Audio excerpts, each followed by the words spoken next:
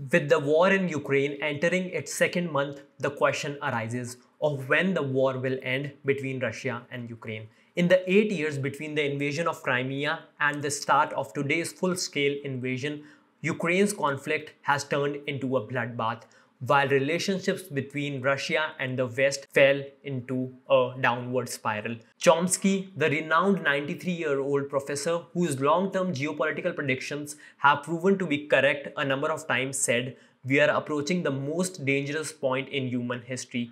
And he said this because he believes USA's policy towards Russia is blocking the way to de-escalation in Ukraine.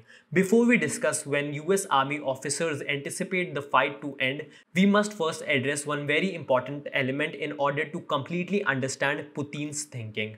In July of 2021, he published a 7,000-word essay titled "On the Historical Unity of Russians and Ukrainians." Putin argued that Ukrainians were, in fact, Russians and dismissed the entire notion of a separate Ukrainian identity. He concluded, "I am confident that true independence of Ukraine is possible only in partnership with Russia," and he went even further, criticizing the entire country as invalid, anti-Russia that could no longer be tolerated. That means Putin doesn't believe in the idea of Ukraine. Meanwhile, please subscribe to the channel and watch the video till the very last second. I believe in making highly researched geopolitical videos that can offer you a broad perspective. Now let's see for how long US Army officials believe this war will last. General Mark from the US Army said the next phase of the war will be a long slog. He believes that the war will continue and it will be very tiring for Ukrainians. US Defense Secretary Austin claimed that Russian President Putin had given up on the idea of a big push towards Kyiv because of the Ukrainian resistance. Meanwhile, both the Army General and the Defense Secretary said that the USA is concentrating efforts on supplying the Ukrainians the weaponry they require as soon as possible. When many senators said that they are concerned that the assistance is not getting to Ukraine quickly enough since they are fighting for their lives, Austin assured senators that the weapons start getting into Ukraine on average between 4 to 5 days after an announcement, which he said is very fast speed. The Pentagon said that they expect a protracted conflict. A protracted war means a war that can last longer than expected. General Mark said that the conflict will likely be measured in years. Pentagon Press Secretary John said that just because Pentagon expects this conflict to last for years doesn't mean the Ukrainians can't ultimately win the war. I will tell you the names of the countries that experts believe Putin will invade after Ukraine. But firstly, let's see why Russia can't sustain a war like Syria. Mark Galeotti, an expert on Russian security affairs, has similar views. He said it would be a lengthy conflict fought at much slower pace. But given the variety of reasons, a Syrian scenario in which the war continues for many years or decades is unlikely. And here are the 3 reasons he believes that Ukraine will not become the next Syria.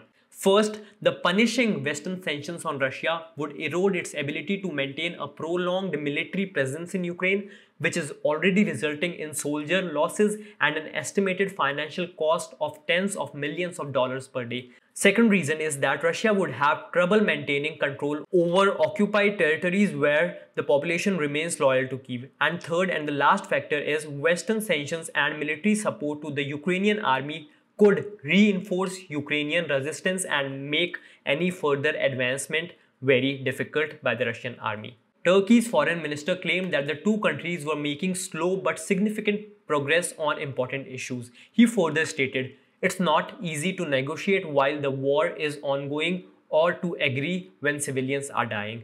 But the Turkish minister believes that there is momentum. Retired US Army official James believes that the most likely outcome is partition of Ukraine. Putin would take the southeast of the country and the ethnic Russians would shift there, and the rest of the country, which is completely Ukrainian, would remain an independent country. Intelligence officers from the USA and France think a peace treaty is unlikely.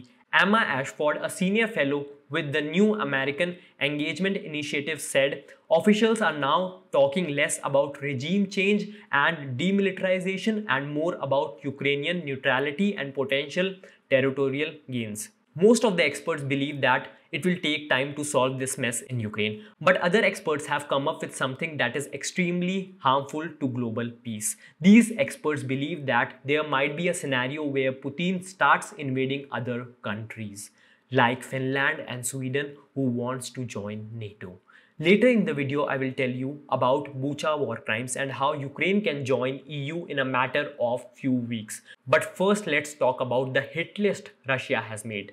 The US has uncovered credible information that Russian forces are creating listing of identified Ukrainians to be killed or sent to camps, and the Russian troops will likely use lethal measures to disperse peaceful protesters. On the front line of the conflict, civilians fleeing Russian-occupied cities have been forced to pass through filtration camps designed to identify anyone with pro-Ukrainian emotions. And in a country where the patriotic feeling is running at an all-time high, this could easily include many millions of Ukrainians. Details are also emerging of Ukrainian civilians being deported in large numbers to Russia.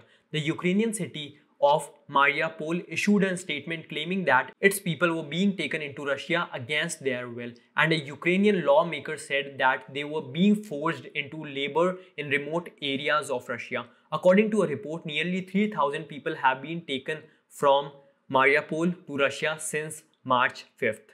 We also need to talk about Bucha war crimes in this video. Recently, the EU president visited Bucha and she was shocked by the scenes she came across. After witnessing all of this, she said Ukraine could join the EU within weeks. Bucha is a town northwest of Ukraine. It is 60 kilometers or 37 miles away from the capital city of Ukraine. And the Russian army committed such horrors in Bucha that YouTube may remove my video if I go into too much details about them.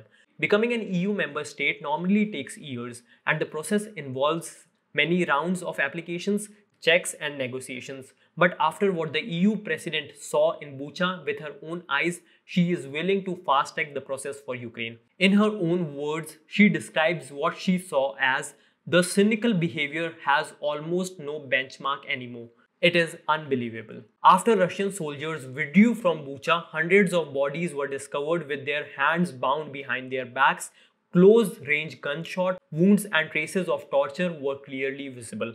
Ukraine has described it as a proof of massacre by Russian troops. It looked like a scene straight out of a horror movie. Over 400 bodies in civilian clothing have been found. 5 bodies were discovered with their hands tied in basement of a children's hospital, and the hospital was used as a torture cell for civilians by the Russian army. A woman's nightmare is also highlighted in a Human Rights Watch report. A woman said that on March 13, a Russian soldier raped her multiple times in a school in the Kyiv region where she and her family were sheltering. He reportedly assaulted her and cut her face, neck and hair with a knife.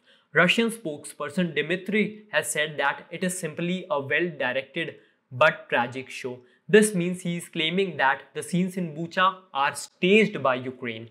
DW analyzed both the Ukraine and the Russian sides, and in their research they found that the Russian side was wrong. Their arguments were false and the Russians were lying. The poisonous propaganda by Russia has paved the way to the war crimes which are now taking place in Ukraine. The crimes against humanity witnessed during the first month of Russia's invasion are just the beginning. Thousands of civilians have already been slaughtered in the carpet bombing of Ukrainian towns and cities. Residential buildings, schools, hospitals, and bomb shelters have been deliberately targeted in what appears to be a Russian campaign to maximize civilian casualties.